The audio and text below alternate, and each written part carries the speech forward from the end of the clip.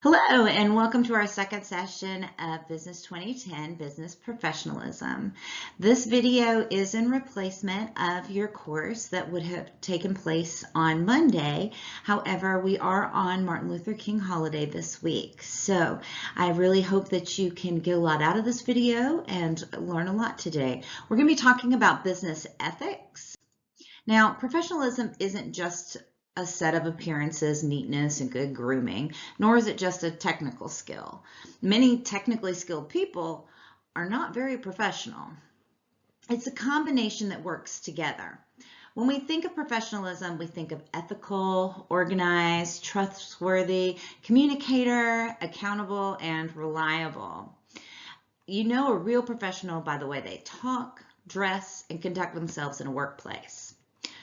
A professional person exhibits a quality or craft and service. Professionalism starts with trust, conduct, loyalty, discipline, and a hunger for excellence. Employees with this work ethic take work wholeheartedly and strive to bring excellence to whatever position that they are into. So what do we mean when we say act like a professional? Those are exactly the qualities we're talking about. We're talking about ethical, trustworthy, organized, accountable, communication, and liable. To be a professional, one needs to have a strong work ethic. So what is business ethics? Well, business ethics enhances the law by outlining acceptable behaviors beyond government control. Corporations establish business ethics to promote integrity among their employees and gain trust from key stakeholders, such as investors and consumers. While corporate ethics programs have become common, the quality varies. So then, what is a business work ethic, which is what our focus is?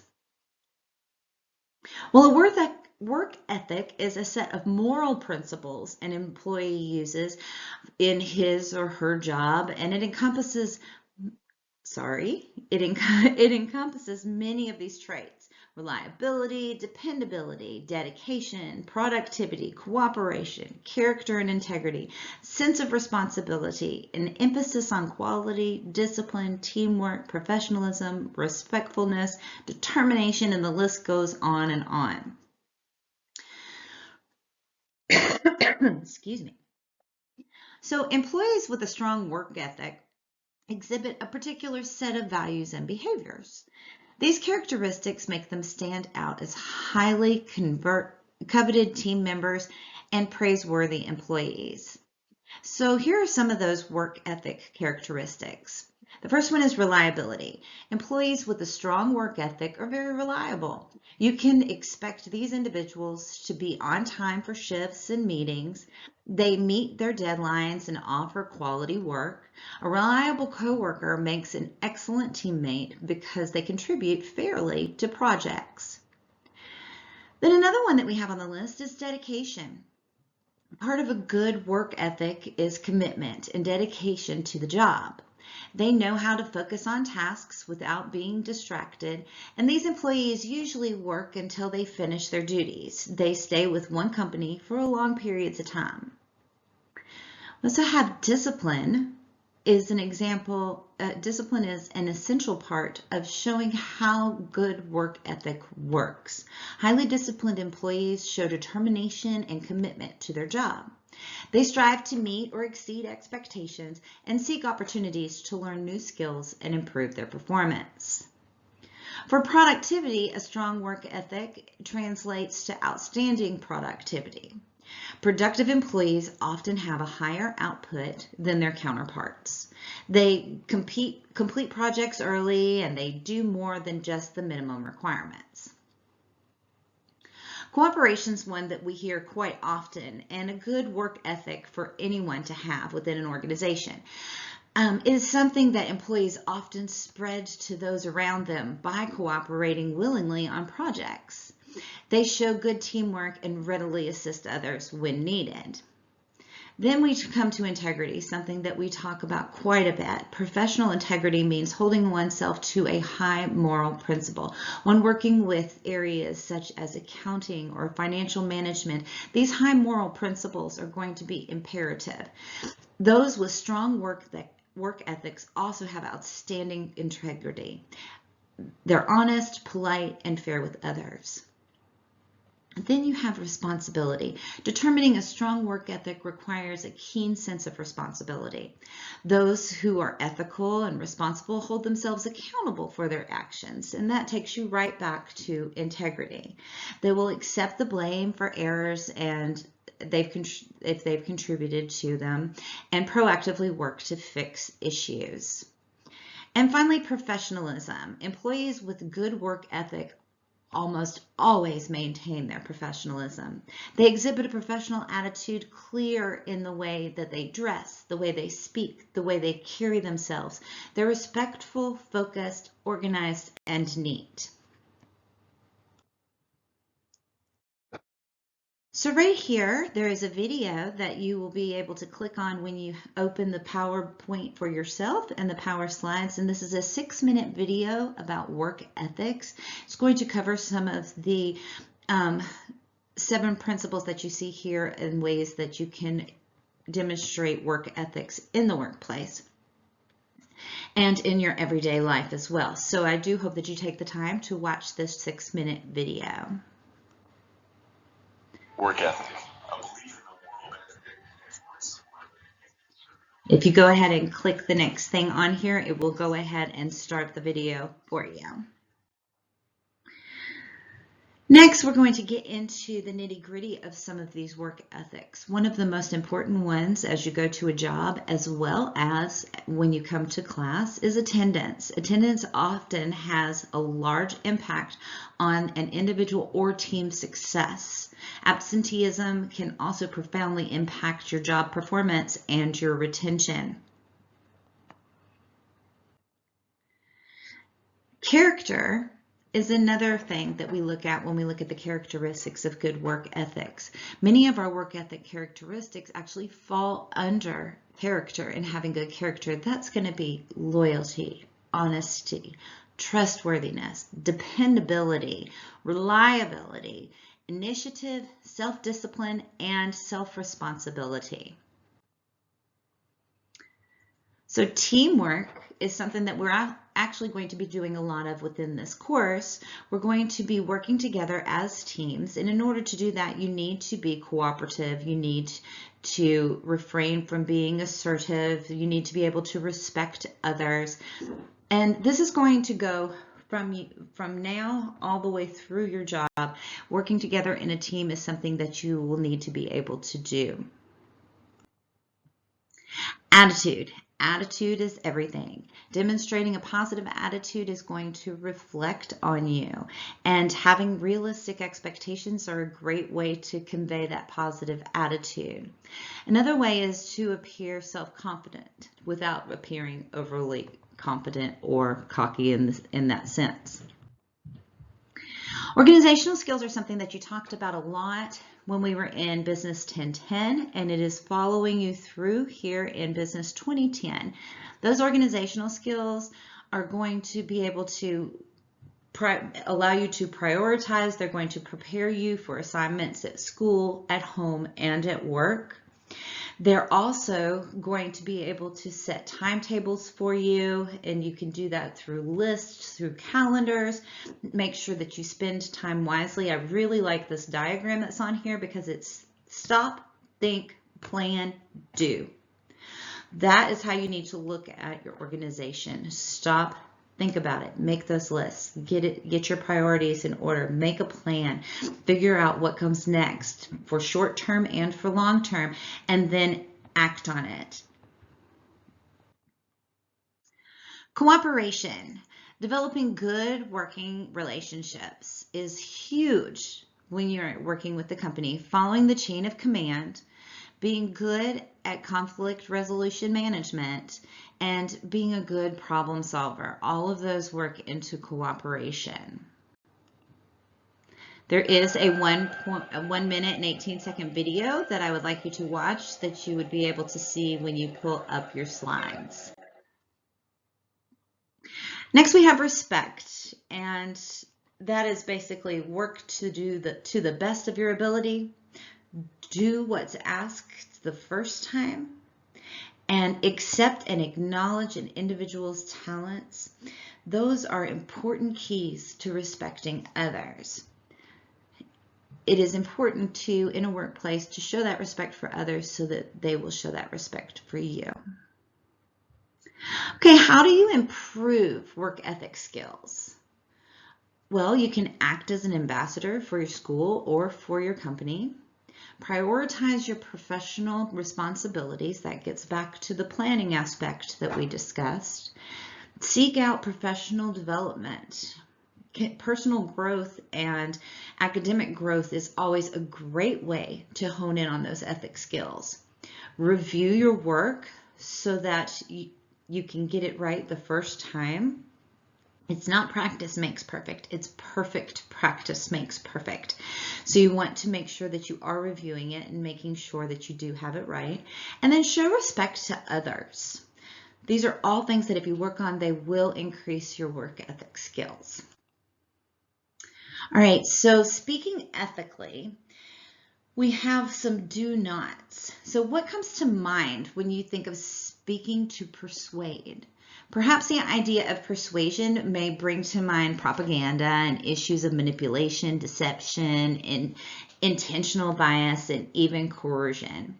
Well, each element relates to persuasion, but in its own distinct ways. Why do you think that deceiving your audience, bribing a judge, or coercing people to do something against their wishes is wrong? Well, the tactics that are used can violate their sense of fairness, freedom, and ethics. So this manipulation involves the management of facts, ideas, or points of view to play upon inherent insecurities and emotional appeals to one's advantage. People expect to be treated with respect, and deliberately manipulating them by means of fear, guilt, or duty, or a relationship is unethical. So we look down here at some of the things that in order to speak ethically, we should not do. And the first one is use false, fabricated, misrepresented, distorted, or irrelevant evidence to support arguments or claims. Now, I want you to take the time and read through all of these. I'm not going to read through all of them today, but the last one is advocate something which you yourself don't believe in. That is a hard one, because sometimes when we are at work, we are asked to take on responsibilities and jobs and positions that maybe we aren't wholeheartedly involved in. However, you do it to the best of your ability and within your own ethical restraints. All right, work ethic skills for your resume. A strong work ethic is difficult to convey on a resume, but you can emphasize some values associated with it as you describe your responsibilities in previous jobs. Highlight any instances where a previous client or employer selected you for a prestigious project or a challenging task. This even works for what you've done here at Clemson. This shows that you're trustworthy and reliable. Detail any instances where you worked overtime to meet a deadline or handled the pressure from an important issue. List any awards or other recognitions that you have received, as these show your commitment to your job. So on here, some examples that you'll see and that you can use on your resumes would be self-management, reliability, punctuality. You can prove that by coming to class every day and on time. Organization, planning, cooperation. You can use, for example, the team project that we'll be doing here at the end of the semester, productivity. All of these are skills these are the soft skills of work ethics that should be included on your resume. All right, so here is an example of a work ethic skills that you can use within your cover letter. Your cover letter gives you some flexibility to discuss those work ethics in more detail. Mention skills associated with a strong work ethic, such as dependability and discipline. Mention that you're seeking a job that will challenge you and provide room for growth.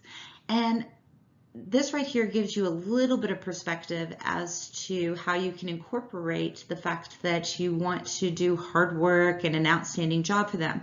So take the time to read this sample letter, and you can even use this as a template for any cover letters that you may be working on for your resumes as well. All right, so work ethic skills are also very important when you get into job interviews. This is where you are trying to sell yourself to your potential employer. So arriving promptly before that interview, get there not just on time, but at least 15 minutes prior to that interview starting. Dress professionally. Know what arena you're going to be having this interview in and dress appropriately for that. Giving a firm handshake and make eye contact. I'm not talking squeeze their hand to the point it's blue, but show confidence in your handshake and make sure that you're making eye contact as you're sitting there and you're talking to them or when you are listening. Speak respectfully to your interviewer. Responding honestly to difficult questions such as why are you leaving a current job, or one of the most popular ones, they ask you what your strengths are and then they ask you what your weaknesses are. Don't come out with, well, I don't think I have any weaknesses. Everybody's got a weakness. Tell them what it is, but then tell them how you will work hard to improve on that weakness. So responding honestly is very important. Provide examples of your integrity, such as an instance where you made a mistake and admitted it, took it back, and fixed it. And then mentioning your willingness to work the long hours and work hard and work with dedication. All right, now we're going to get into character references. So character reference. What should be in your character reference? Well, you need to ask the person to talk about how long they've known you, and can you tell me about the applicant's reason for changing jobs or for wanting this position? If provided the opportunity, would they hire the applicant? What can you tell me about the applicant's personality, and what can you tell me about the applicant's work ethics? The personal reference, sometimes is known as a character reference, is a brief assessment of you as an individual provided by someone who knows you outside of school or work. This should not be confused with a professional reference, which is provided by a former or current employer. So who can write those character references? We're talking a longtime friend of the family, a neighbor, a mentor, a coach, a sports coach, a school coach within tutors. You can use teachers or professors. You can use your preacher. So character reference can be written pretty much by anyone who has known you for a substantial amount of time and can speak to those ethics. Now, character reference is going to be important this week because that is going to be part of your homework. I am looking for you to go out and find one of these relationships that you have and have someone write a character reference for you. They will need to include these key points that we discussed on this slide in the letter that they write. Now, having this character reference is a fantastic thing. You will be able to use it in the future as part of your resume packet. Character references are even required in order to rent an apartment.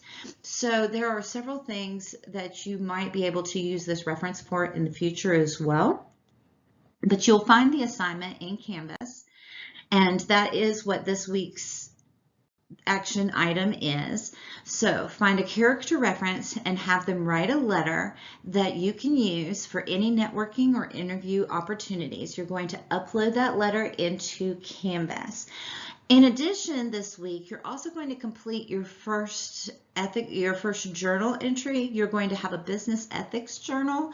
Now, you will find, we talked about last week, the cover sheet that you'll need to have for those journals and how we are using the DIEP plan as far as setting up your paragraphs and setting up that journal entry. So you'll also need to write the journal entry and upload that. Your assignments, remember, will be due on Sunday night at 11:59 p.m. All right, well, I hope that you had a wonderful week, and next week I will get to see you in person, and I am very excited about that. And if you have any questions, please feel free to email me, and I will get back to you as soon as possible. Thanks.